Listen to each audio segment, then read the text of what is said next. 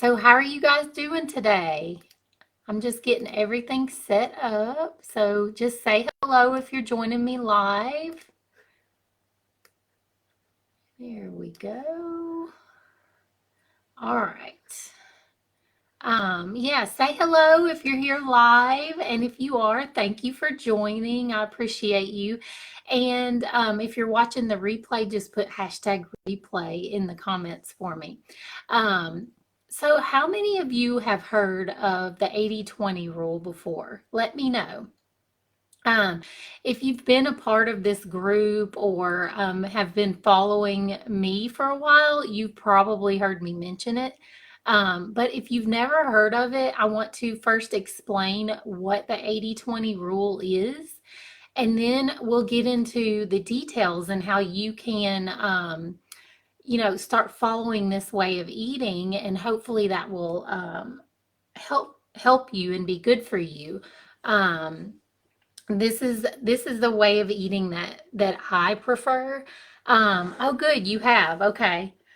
Have you've heard of it or you've done it before? Let me know, Brenda. Um, so I'm going to explain what it is, and then we'll get into the details of it and how you can incorporate it into your lifestyle. So, the 80-20 rule is a way of eating that focuses on eating whole foods 80% of the time, and then allows for some flexibility 20% of the time. Heard, not done. Okay.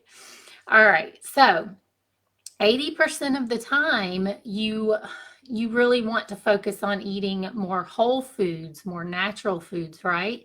And then you 20% of the time you can have more flexibility, right? So the reason I like this style of eating is because I don't have to eliminate foods from my diet. So I don't feel deprived. And that was always what I struggled with when I would try different diets or different, eating plans and different things like that. It was like I could follow them for a while, but I always felt that like deprivation, like, oh, I really wish I could have my favorite dessert, or I really wish I could have this, and there just wasn't, it just wasn't on the diet. So I know I couldn't stay on it, like long term because I always felt like deprived. Like you know, let me know if that makes sense to you. So, um, I felt like I couldn't have my favorite foods, that I had to just have what was on the diet.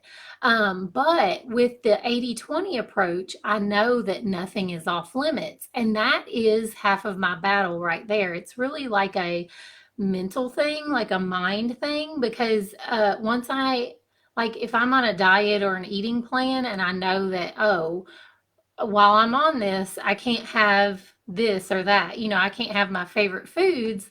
Well, to me, like it's not that I couldn't do it, but it was just like the thought of not being able to have it. I think it was more of a mental thing. So that's why the 80-20 works so well for me. And what I've heard is um, it really depends, like 80-20 can work good for some personalities and maybe not for others. So I don't, I guess it maybe depends on that, but it really works good for me, just because I know that nothing is off limits. Like if I wanted to have, something, then I could have it. It's not off limits to me. It's just that you want to try to limit it, your, processed foods and the things that that are not great for your health. You just want to try to limit that to no more than 20% of your like weekly eating, right? And so for me, that really works. And that's why I promote it so much because it's realistic. It's not like this strict diet that you have to stay on and you have to do exactly what it says. It's very flexible, right? And that's what works for me. Like, that's what I really enjoy about it. So I don't feel deprived, but it also gives me the structure that I need because when I have no rules whatsoever, that's when I binge eat. That's when I would, like, I would, I did this like for years. I would go on a diet for 3 months or so, and then fall off of it because I felt deprived. And then I would just have no rules. And then I would binge eat. I would eat as much as I wanted, whenever I wanted, and gain all the weight back, of course. And so the 80-20 style of eating is really, it gives me structure, but it doesn't, it doesn't make me feel deprived. And that's why I like it so much. Um, so, so let me know if this is making sense, if I'm explaining it well. If you have any questions, put them in the chat, and so we can address those. So anyways, the 80-20 rule, it also helps for weight loss, weight maintenance, and preventing and reversing health issues. It's really how I was able to lower my blood sugar and heal my diabetes. I was able to lose the baby weight that I was carrying from having my daughter. It was really something that I could stick with. So, okay, good. It makes sense. Good. Um, so it can do all these things. You can reverse health issues without having to give up your favorite foods. You can lose weight without having to give up your favorite foods. So this is another thing that people that I teach this to, clients and everything, they love this. They love the flexibility of it. Um, Yes, it is going to be on the replay. So if you just, after we are through with this live, you can go back. It may take a few minutes to upload, but it will be on replay in the group. So you can just rewatch it if you need to. Um, so anyways, hopefully that all makes sense to you, and this is what I love about it. So you guys let me know if that sounds like something that you would like to learn more about, that you would like to try. Like, does it sound realistic? Because this is what I like about it. It's so realistic to me. So yes. Oh, you're welcome. You're welcome. Okay. Oh, okay, Brenda. So I'm going to explain that. She's asking, do you do 80-20 for every meal? So I'm going to explain that. That's what we're going to talk about, kind of how I do things. So let's talk about, now that you kind of know what it is, um, let's talk about sorry, I'm trying to get my notes where I can see them. Um, okay, let's talk about how you can incorporate it into your lifestyle and kind of how I do things. So let's first talk about what whole foods are. What are whole foods? A lot of people ask me this, like, what is considered a whole food? Like, because sometimes we just don't know. There's so much at the grocery store, we just don't know what counts as whole foods, right? So you really want to think about whole foods as close to their natural, unprocessed form as possible, right? So you don't want anything processed. You want it to look like, oh, you just went and picked it from the farm, or you bought it from the farm or a farmer's market or something like that. So whole foods are things like fruits, vegetables, meats, poultry, seafood, eggs, dairy, nuts, seeds, even like oils like olive oils, coconut oil, avocado oils. Those are minimally processed, but they're not like it's healthy because it doesn't have like added ingredients and things like that. So yes, it's minimally processed because they're getting the oil out of the avocado or the olive or something. But I can still consider that a whole food because it if you look at the ingredients, it literally just it should say avocado oil, you know, coconut oil, olive oil. So those are whole foods, and these types of foods are what you want to consume at least 80% of the time. The good, whole, unprocessed foods with no added ingredients and things like that. That's what you want to consume 80% of the time. And now, processed foods are foods that have been altered, you know, like made in a factory. They've been altered with ingredients. They have a large ingredient list.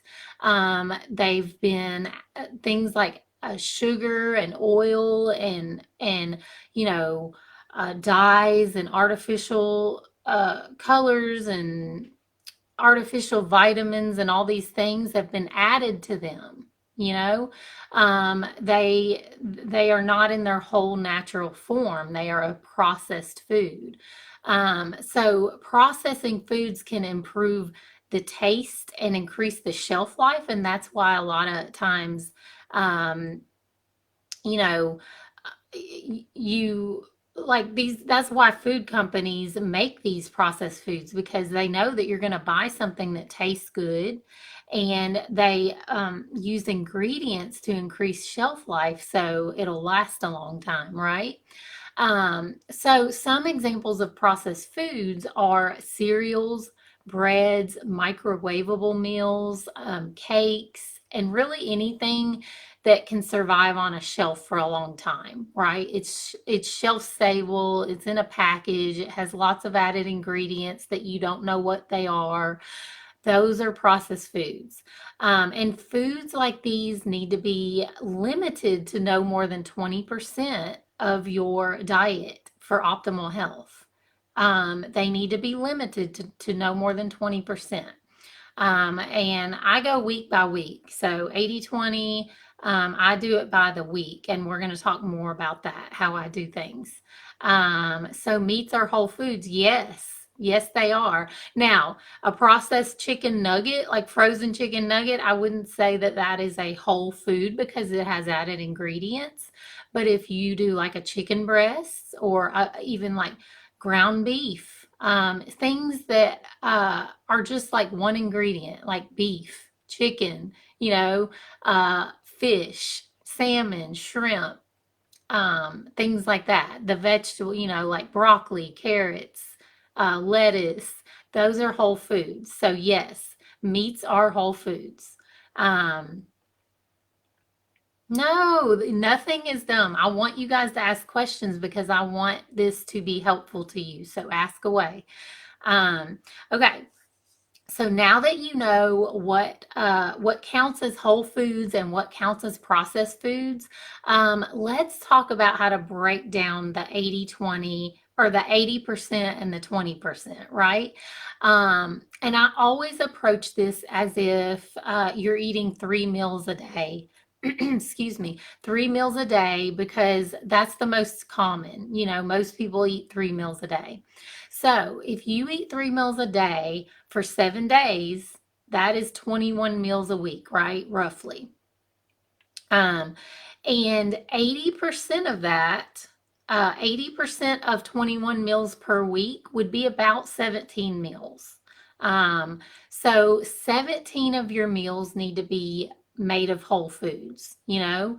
And I normally keep these meals like super duper simple. I do personally. I don't use a lot of ingredients. I just keep it super duper simple. Um, so what I do, I literally eat like a protein and a fruit or a vegetable. That's my 80%. of my meals. So, for example, I'm going to go through my breakfast, lunch, and dinners for you guys. Breakfast, I usually have some eggs, some type of eggs, and some berries, right? But you don't have, if you're not an egg person, do any kind of protein. You want to start your day with protein. I think we talked about that in last week's live. So if you if you didn't catch last week's live, you may want to go back and see that, because I talk about starting your day with protein is like one of the best things you can do. So if you're not an egg person, do some other kind of protein, any kind of protein that's like a whole food. So I do eggs and like usually some kind of berries, like blueberries, raspberries, strawberries, and that's my breakfast. And then lunch, I usually do a salad with some kind of protein on top, or leftovers. I do leftovers a lot from the dinner the night before, and then for dinner, I do a protein with a steamed vegetable or a salad. So I keep it super basic, and yes, I do season it really well. I use a sea salt to season my food, and then whatever kind of herbs and spices I want to use, because those, you can go to town with those. It's fine. Um, I also use like bone broth. If I cook something in broth, I use a bone broth. I do, I use real butter. I use olive oil and avocado oil and coconut oil. Those are the things that I cook with. And these are all whole foods. So that is what I do. It's super duper basic. And that is my 80%. That's what I do. Let me see. What do we, whole foods are hard for me. You just don't like the taste of them, Lisa? I don't get enough protein. Okay. Well, just start working on one meal per day, getting enough protein for breakfast, and that's going to really set you up for the rest of the day. If you can try to get like 30 grams of protein in the morning at breakfast, that's really going to help you the rest of the day. So a fried chicken tender salad is not whole food. No, if you can do grilled chicken, that's going to be a lot better, because the breaded, that's going to be processed, right? And it's not going to be as high in protein because you're getting more breading than chicken. So let's see, where are we at? Okay, so I've went over my breakfast, lunch, and dinner. And so anyways, I keep it super simple, as you guys can see. It's literally just, a protein and a fruit or a vegetable for each meal. Okay, now the 20% can be meals, snacks, or desserts that are processed, that are some of your favorite things that, are usually off limits in a diet, right? Um, and this is roughly going to be about 4 meals per week. So if you want to do 2 meals and 2 snacks, 2 meals and 2 desserts, all dessert, whatever it is, you can pick like 4 things per week that are more like processed, right? Um, and it can be anything you want. Nothing is off limits, and that's what I love about the 80/20. Now I tend to save mine for weekends, because that's when I go out to eat. That's when I like to enjoy my treats and things. But you can have yours anytime. If you want to save 2 for the weekend and have 2 during the week, that's totally fine. Just keep it about 4 meals a week, right? Um, so you use yours however you want. And I usually have things like if we go out to eat, I may have a cheeseburger and French fries. I may have pizza, and I usually have dessert. Like there's usually not a Saturday that goes by that I don't have at least one dessert. So that is what I usually do with my 20%.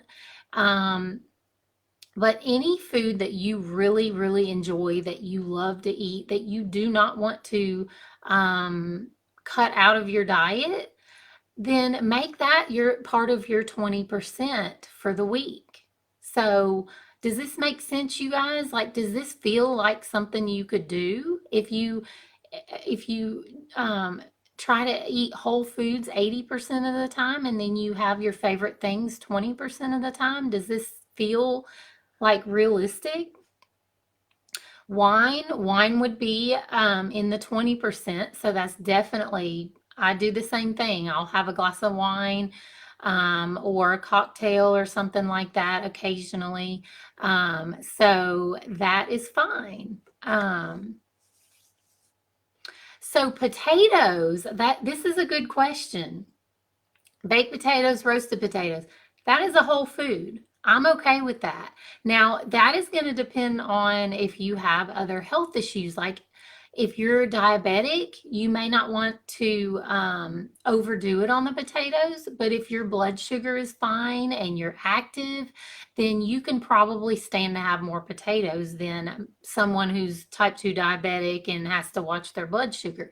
That really just depends on what's going on with you personally. Good. I'm glad it sounds like a good plan. Real butter.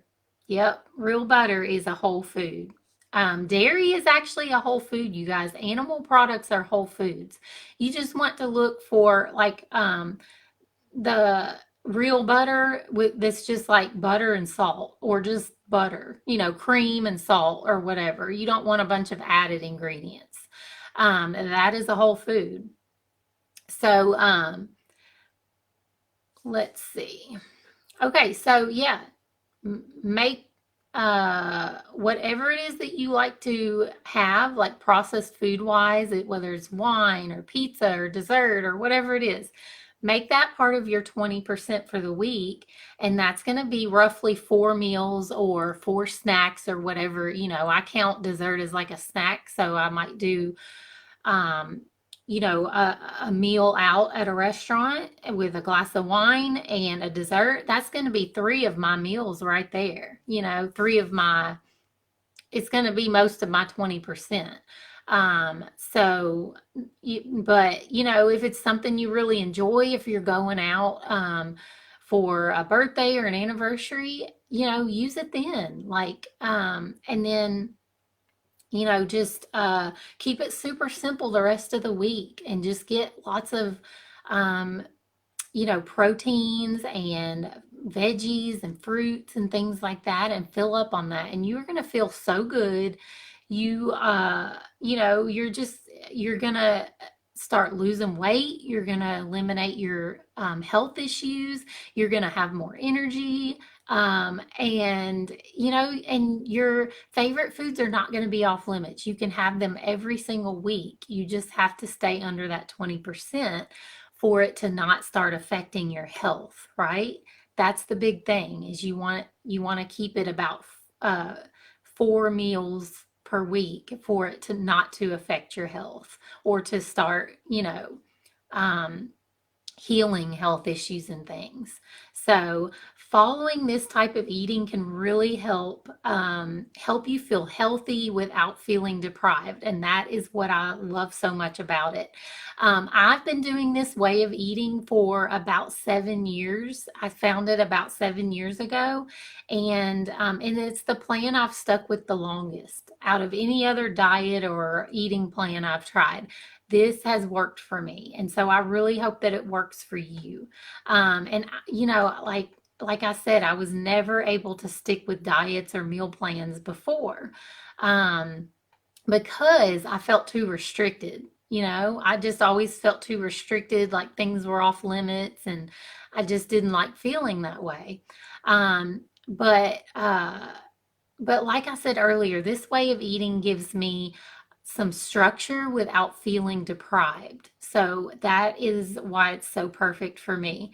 Um, so I hope this was helpful for you guys. And for you on your health journey. I hope it helps you. And if you need more guidance on this style of eating, if you want to know more about it, if you have more questions, um, and like more questions about you personally and your lifestyle and your health issues and things like that, you can comment, put a comment in there like help.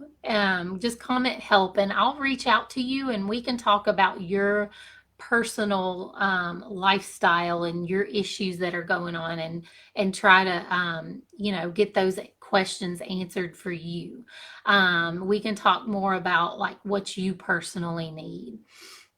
So let me see. The 80/20 makes a lot of sense, and I like it because you can still have foods you like, not off limits, like you said. Yeah, snacks, candy. Yeah, I have to discipline myself not to eat candy.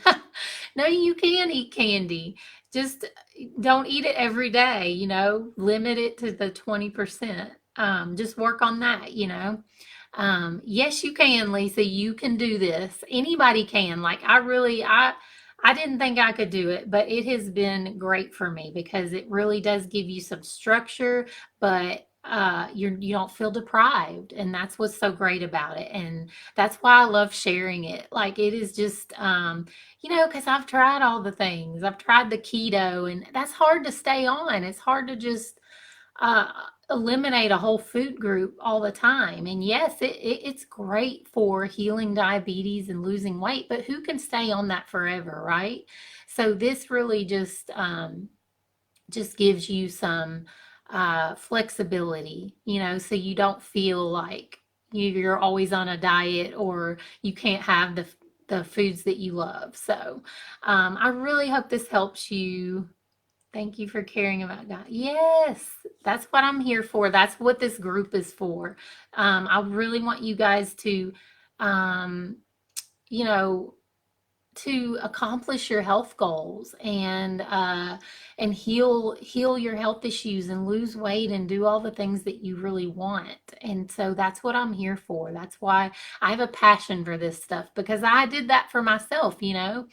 I was diabetic, and I had to heal my blood sugar and heal my diabetes, and these things that I bring you, this is the way I did it. These are the things that I researched and I tried and I experimented with, and this is how I healed my health issues. So I want to help others do that. That is my passion. That's what I am here for. So, um, anyways, guys, I hope it's helpful, and just put help in the comments if you really want to have a conversation about you personally and what you might need.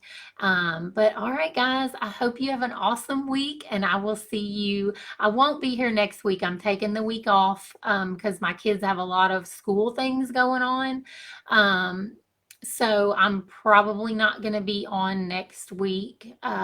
It'll be the next week. And anyways, I'll see you guys next time. All right, bye.